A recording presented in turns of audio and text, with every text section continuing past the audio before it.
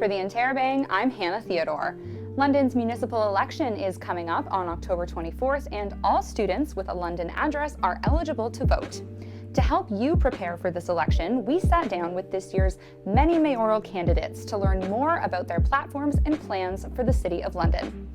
3 questions, 10 mayoral candidates. Let's check them out.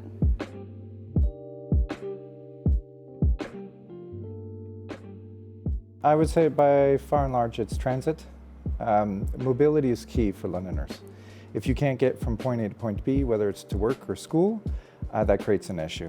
So for me, transit, we have done some disservice in the past 4 years because we don't have the western and northern leg of BRT. Under my leadership, we will get those established. The most pressing issue facing London right now would be our homeless issues that we have right now. And that encompasses more than just the homelessness. It also has to deal with what we call of chronic homelessness for those that have been homeless for more than a year. And that can contribute to mental illness, drug addiction, food security. So that all encompasses one bucket of homelessness. That is a crisis that we have right now in our city. Right now, housing is the most pressing issue for London, especially at the entry income-related level for the most vulnerable. Now, especially as it's getting cold and the risk of freezing, especially at night. And the City Hall is attacking our urban campers by closing a downtown soup kitchen and a place to get a shower because some on Richmond Row have this attitude, not in my backyard.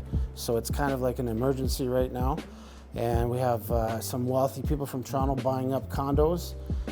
So we have some building for housing, but not for the people who really need it. So it's kind of a crisis right now.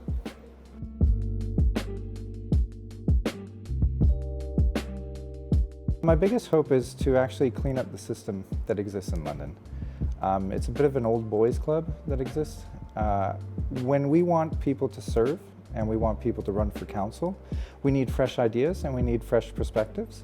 And we're not going to get there if we constantly disparage or dismiss people who do not have wealth.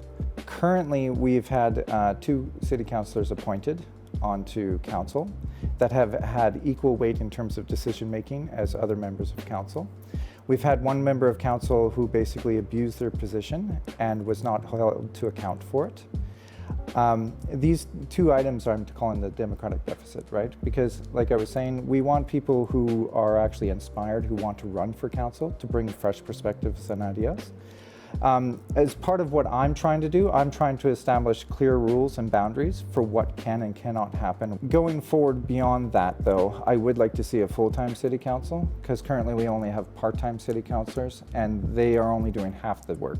My biggest hope for London is that we become a community working together, bringing all the voices collectively to the table when making certain decisions within the city. How do I plan on doing that? Simply this: making sure that all the wards, the councillors, are going out to their wards, meeting each of the people that live within their wards, doing a SWOT, strength, weakness, opportunity, and threats that's happening within each ward, reporting back to me every 3 months what's going on within their ward, and strategically putting together an action plan to bring these deliverables back to our community, to let them know we're not making promises, but we're putting actions together to change their mindset, because the change is needed. Well, for the Fanshawe audience, it's young people. Young people are not staying after they graduate, and Western especially, which is worse than Fanshawe. Fanshawe tends to stay a little bit more, but a city without young people doesn't have a future. And the art scene, there isn't much of an art scene, so it's a city without a soul. No young people, no art scene.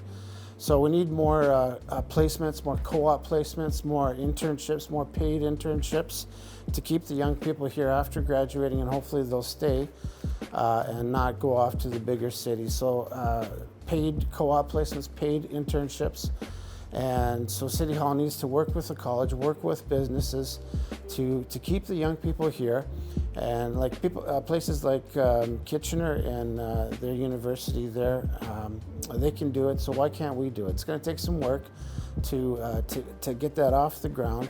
City Hall is more political and managerial, so we need to have like a special office for that, work with the college and work with the Chamber of Commerce, people that have those direct connections with business.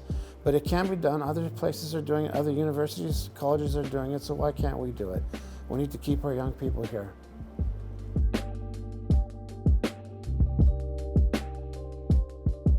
Students should definitely vote in this election. It's not a case of where students do not have a stake in the things that goes on with London. There are too many issues that are arising that needs input of students, and we need students to actually step up and come out, whether it's just to simply voice their opinions or to actually run for office. London has had a huge benefit with regards to students, both from Western and from Fanshawe College. They bring revenue into the city, they bring fresh ideas, they support our local economy, so why wouldn't they have a stake in what is said in London? The students need to vote because it's their future we're talking about. We have a crisis with climate change. We need the students to voice in their concerns because change is needed, and change can't happen if we don't get the youth involved. Because as each year goes by, we're getting older. So we need the voices of the youth, and we need them to come in and take a stand, and we need to do it together. So that's why I believe the youth need to get involved. So this is the tough one. So it's true that young people don't vote, poor people don't vote. So why come to college? Just for the parties? So that's a big question. Who can party more, Western or Fanshawe? But no, why trust anyone over 30? It's a good question. If you want to prove that you're part of the community, what better way than to show up on election day? I mean, anyone can get a case of beer and by the thousands go out into the streets. Western has done it and Fanshawe has done it, but showing up to vote, now that's showing that you're an adult. And what better way, October 24th, show up at the poll, and show that you care for the community, that you might stay after graduating.